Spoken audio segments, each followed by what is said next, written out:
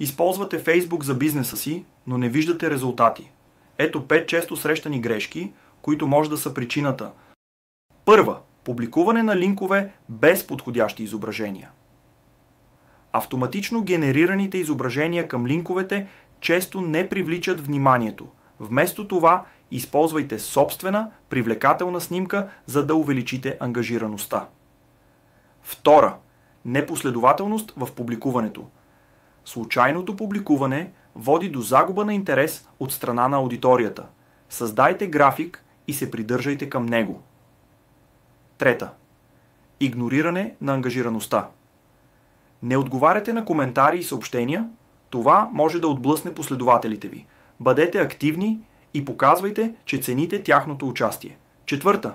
Липса на разнообразие в съдържанието. Само текстови постове, смесете съдържанието. Използвайте снимки, видеа, анкети и събития, за да задържите интереса. Пета. Пренебрегване на анализите.